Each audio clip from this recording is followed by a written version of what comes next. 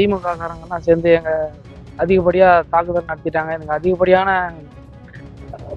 காயங்கள் ஏற்பட்டுச்சு.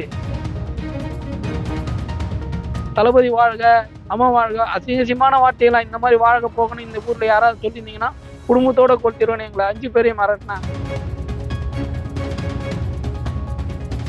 ஒரு 4-5 பேர் ஒருத்தர் வந்து என் கழுத்தை பிடிச்சி நெரிக்க ஆரம்பிச்சிட்டாரு.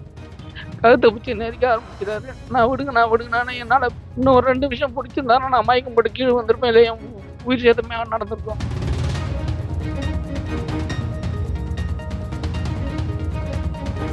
திமுகவினர் மற்றும் தாவேகாவினர் இடையே போஸ்டர் ஒட்டுவது தொடர்பான வாக்குவாதம் முற்றியதில் தாவேகா நிர்வாகியை ஓட விரட்டி தாக்கியதாக திமுக ஒன்றிய சேர்மேனின் கணவர், திமுக கவுன்சிலர் உள்பட பல பிரமுகர்கள் மீது தாவேகாவினர் தாம்பரம் மாநகர காவல் ஆணையர் அலுவலகத்தில் புகார் அளித்துள்ளனர்.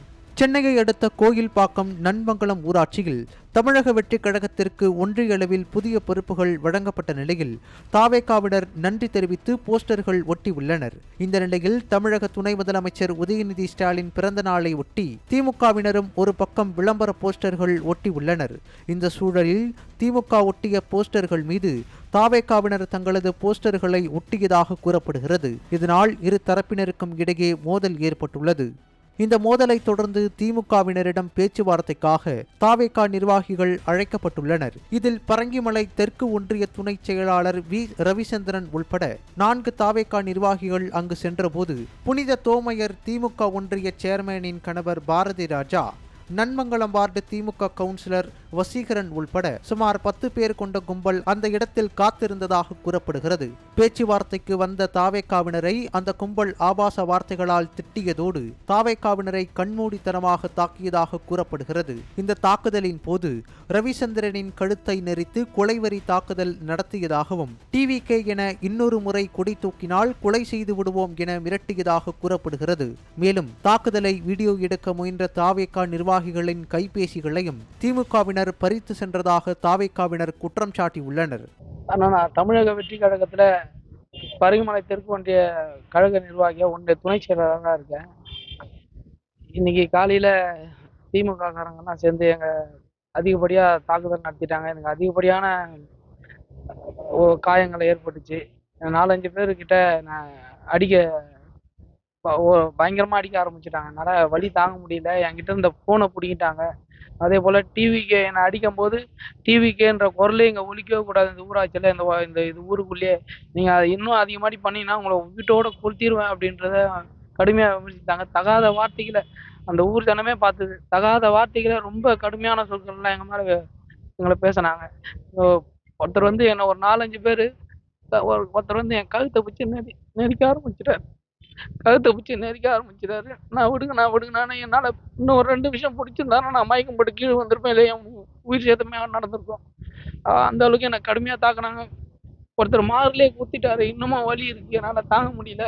காலில் எட்டி வச்சாங்க. கீழே படுத்துட்டேன். அதுக்கப்புறமா என்ன அடித்தாங்க. என்னால் விடல. கழுத்தில் இருக்க செயினாக எடுத்தாங்க. கையில் இருக்க போனெல்லாம் பிடிக்கிட்டாங்க. நானும் எவ்வளோ இது பண்ண அடிக்கிறத நிறுத்தவே இல்லை. அவர் வந்து வசீகரன் சொல்லிட்டு வார்டு நம்பரும், அதே போல பாரதி ராஜன் சொல்லிட்டு ஒன்றிய கவுன்சிலர் சேர்மன் அவரும், ரூபன் சொல்லிட்டு இன்னொருத்தரும், இவங்க அதுக்கப்புறம் அந்த மோசனா புக்கான்ற ஒருத்தரும் 4 பேர் சேர்ந்து என்னை கடுமையாக தாக்குனாங்க. நான் என்னை விட்டுருங்கன்னு கதறும் போதும் என்னை கழுத்தை பிடிச்சி நெரிச்சாங்க. 2 நிமிஷம் என்னை தொடர்ந்து பிடிச்சிருந்தாங்கன்னா எனக்கு உயிரே போயிருக்கின்றனாலும் என்னை மயக்க போகிறனாலும் எல்லாம் வந்துட்டேன். ஒரு செயலாளர் தான் வந்து கொஞ்சம் மறித்து விட்டதுனால நான் தப்பிச்சேன். இல்லைன்னா கண்டிப்பாக இன்னைக்கு நான் இறந்து தான் இருப்பேன். இந்த டிவிக்கே என்ற வார்த்தையை இங்கே சொல்லிக்கூடாது. யார் தலைவரோட, அதாவது தளபதி வாழ்க, அம்மா வாழ்க, அசிங்கமான வார்த்தையெல்லாம் இந்த மாதிரி வாழ்க போகணும் இந்த ஊரில் யாராவது சொல்லியிருந்தீங்கன்னா குடும்பத்தோட கொளுத்திடுவேன். எங்களை 5 பேரையும் மிரட்டினாங்க. அந்த ஊர் ஜனமே பார்த்தது சாட்சியா. போனு எல்லாத்தையுமே பிடிக்கிட்டாங்க கிட்ட இருந்து. பல நாளா எங்க மேல பகத்தன்மையோட இருந்ததுனால இந்த செயலை இன்னைக்கு ரொம்ப ஆக்கப்பூர்வமா செஞ்சாங்க. எங்களால இது வந்து எப்படி என்னால பேச முடியல. எனக்கு மாறலாம் வலிக்குது. கழுத்தை பிடிச்சி ரொம்ப நிறுத்திட்டான். இந்த தாக்குதலில் படுகாயமடைந்த தாவேகா ஒன்றிய துணை செயலாளர் ரவிச்சந்திரன் உள்பட நிர்வாகிகள் குரோம்பேட்டை அரசு மருத்துவமனையில் சிகிச்சை பெற்றனர். அதன் பிறகு தாக்குதல் நடத்திய திமுக பிரமுகர்கள் மீது உரிய நடவடிக்கை எடுக்க கோரி தாம்பரம் மாநகர காவல் ஆணையர் அலுவலகத்தில் 50க்கும் மேற்பட்ட தாவேகாவினர் புகார் அளித்துள்ளனர். இது தொடர்பாக தாவேகாவினர் தாம்பரம் காவல் ஆணையர் அலுவலகத்தில் குவிந்ததால் அப்பகுதியில் சிறிது நேரம் பரபரப்பு நிலவியது.